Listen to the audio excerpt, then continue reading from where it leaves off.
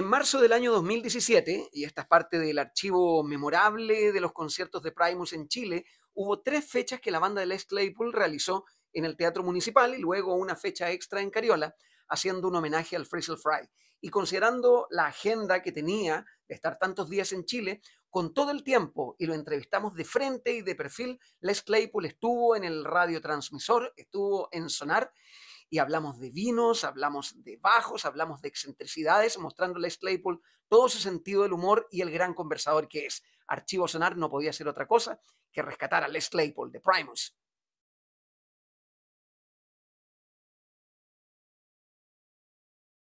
I'm in Chile. It's freezing ass cold where I live right now. You know, people are sending me reports of rain and cold and -5 degrees. To top it off, my furnace is broken at my house. Okay. And my wife has to deal with Henry Mechanical Heating Company. Ah, ok. Imagínense.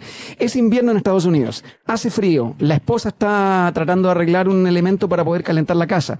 Está en Chile, en donde hay buen tiempo. ¿Por qué debería sentirse mal Les Claypool y Primus nuevamente en Chile?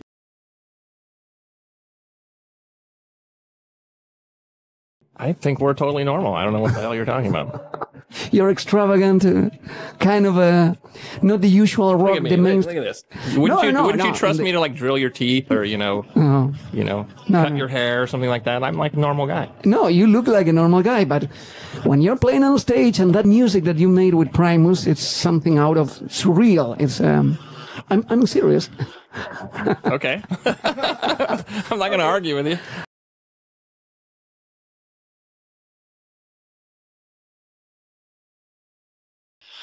It's something I'd always wanted to do. I'd always wanted to do an interpretation of the original Willy Wonka film. Okay. Because, I was a huge Gene Wilder fan, and it was Un fanático de Gene Wilder. Sad to see Gene go this last year. Murió el año pasado. And that film was extremely important to me when I was a young whippersnapper running around. Okay. It was a magical film for me, and I showed it to my children, and I showed it to nieces and nephews, and it's a spectacular hunk of cinema. You show them the original version, the 71 or something. Yes. Version.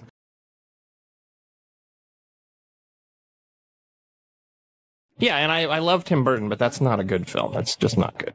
Okay. What is not working? The Willy Wonka thing? The guy himself? The Johnny Depp stuff? It's just not. Marilyn Manson doing Willy Wonka? You remember? I'd rather see Marilyn Manson do Willy Wonka. Wow. Absolutely. In that video. Yeah.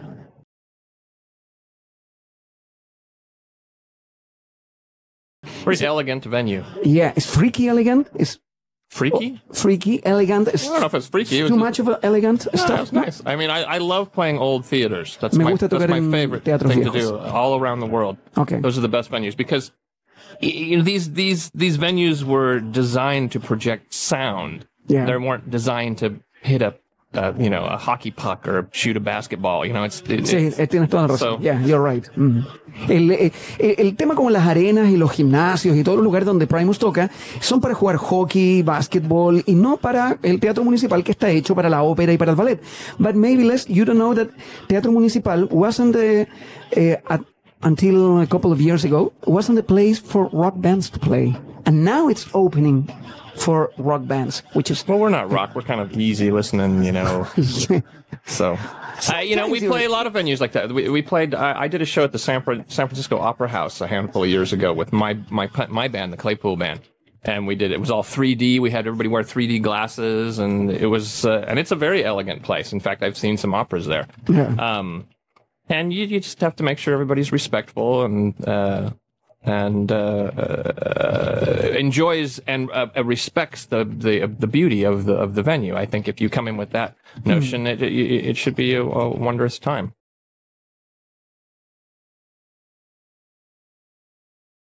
I'm exhausted just thinking about it. It's. I was told one show. Now we're doing 4 shows. So nobody tells me anything. I just show up and do my gig. But no, it's 4 shows doing 2 sets a night. You got to pace yourself. Sí, tienes que cuidarte mucho para hacer 4 shows con 2 sets cada uno de ellos. Y por cierto, maybe you don't know, but Chris Cornell did that in the December last year. Right, but he was acoustic, correct? He was acoustic. Yeah, so you got to sit down. Yeah.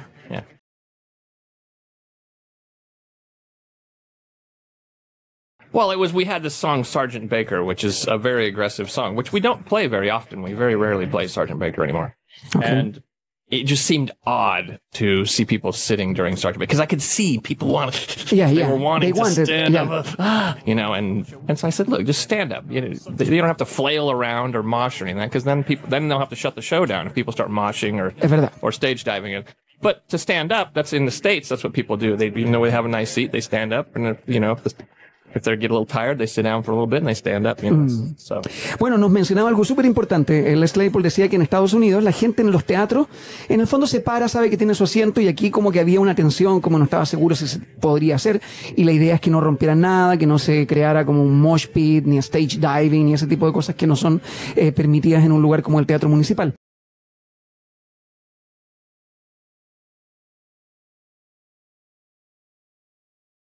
I have not written the set list for tonight. Todavía no he escrito el set list de esta noche. But I will in a couple of hours. A couple hours, yes. Okay. Correct.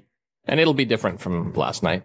We have a lot of songs just in general. So yeah. But one thing is songs, and the other is songs that you actually rehearsed. I mean, you got it. We never rehearse anyway, so what the hell's the difference? I mean, seriously, Primus we've never been one of those bands that really rehearses much. Okay. Usually we make a record, we rehearse and learn those songs, and then that's it. Okay.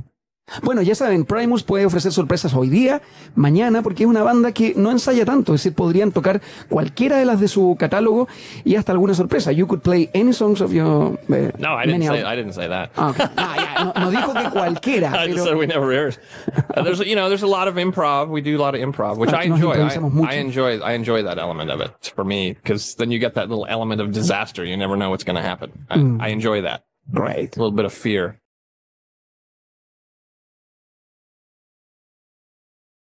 Yeah, well, my brother actually went to high school with Mike, a bass player. And my brother used to print up all the Primus t-shirts in the early days. El hermano de Les se dedicaba a producir las poleras de Primus. Yeah, and so Mike used to pilch Primus t-shirts off my brother in math class or whatever class they had. Okay. Ahí está la relación con el bajista de Green Day.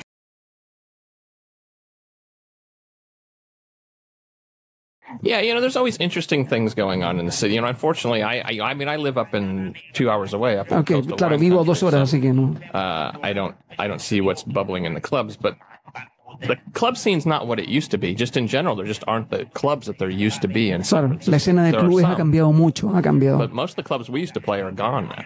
Because San Francisco's sort of become this expensive place to live, and claro, se convirtió en un lugar caro para vivir. You got Zuckerberg living in the Mission, which used to be the hood, so it's a different place. But there's always a lot of interesting art and I would say various avant and abstract music and whatnot going on in San Francisco. De música abstracta, de avant-garde, siempre va a ser propositivo el ser de San Francisco, one of the coolest places on earth, according to many. It's a fabulous place. A fabulous place.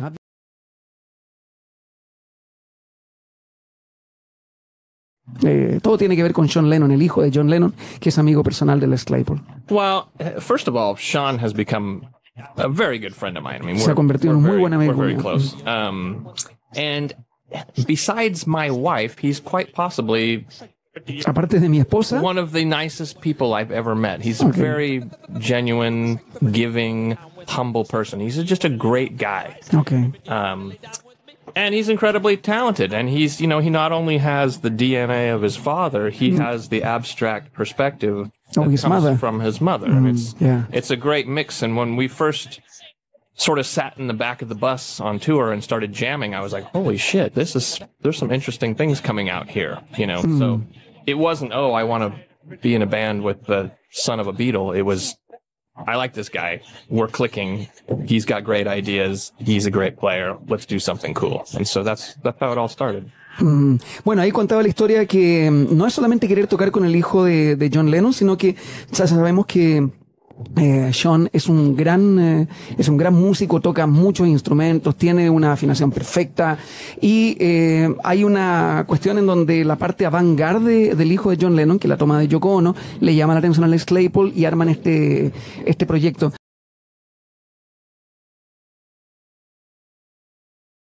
Yeah, Getty's a buddy. He's a great guy too. Okay. Yeah.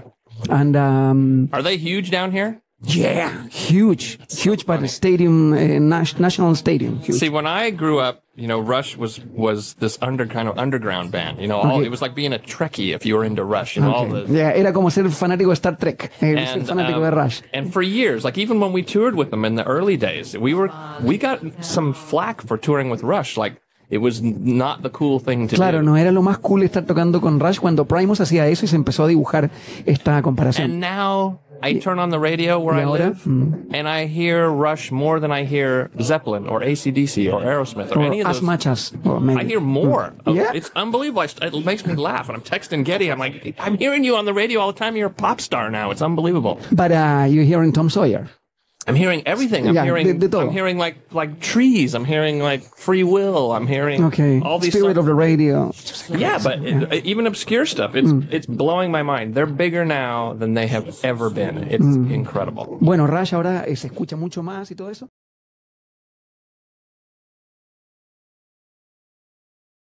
Well, I always like to say that my bass was like my therapist, whenever el bajo era su terapia. Whenever I would have a breakup with a girl or something's going wrong, you sit down and just play that stress away, play that anxiety away, play the blues away or whatever it is. Okay. So I was sexually frustrated young man. I played a lot of bass. Como era sexualmente frustrado, tocaba mucho bajo. Bueno, y con onda. One thing is just to play, being the very virtuoso thing, and the other thing is the groove, and you got the groove too. I grew up listening to the Isley Brothers and Larry Graham and P-Funk. I got to be in a band with Bernie Worrell, who we just lost this last year. Tuve una banda con Bernie Worrell was probably the greatest musician I've ever played with. And he had the funk and beyond. Ahí tienen funk, tienen Isley Brothers. Who was the guy with the name of the bass player who played Motown Records, which was James Jamerson. James Jamerson. But some people don't even know about some of these guys, like Louis Johnson. Dexter Redding. People don't know about Dexter Redding. He was Otis Redding's son. Dexter Redding. These guys el hijo de Otis Redding. Unbelievable. And Larry Graham, of course, who is the father of the thumping and the plucking.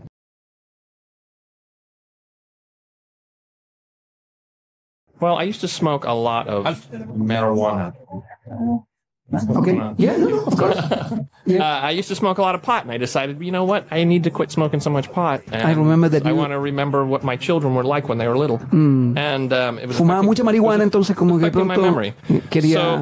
So where I live in the Pinot Noir mecca of Northern California. Vivo en la meca del Pinot Noir. And so people would come to my barbecues with wines that they had made, or they worked on it at a vineyard, or so it's like being in Hollywood. People that come to your barbecues work in the movie business. Where I live, people work in the wine business. So me and a couple of friends said, "Oh, well, we should make our own wine. It'll be cheaper," which was the stupidest thing I've ever said. Claro, podríamos hacer nuestro propio vino y lo hacemos más barato. Estúpido. No. Yeah. So we've been making wine since 2007, and maybe someday we'll make a profit. Okay. And how much do your wine cost? For instance, a Les Claypool Pinot Noir. It's expensive. How much? ¿Cuánto? Somewhere between $50 and $80. Okay, yeah, it's expensive. So, yeah. But my wife runs it mostly these days. Yeah, la esposa es la que se hace cargo de esta viña. And how do you find like this guy from Tool, Maynard James Keenan, is also interested in that vineyard thing? Well, el tipo de Tool también. He actually makes the wine. He built his winery. Él hace todo. He's obsessed, and he's very good. Está obsesionado, es muy bueno. He's way beyond me. I'm just a drinker. Él solamente toma y lo hace por diversión. Parece que Maynard James Keenan es un obsesionado.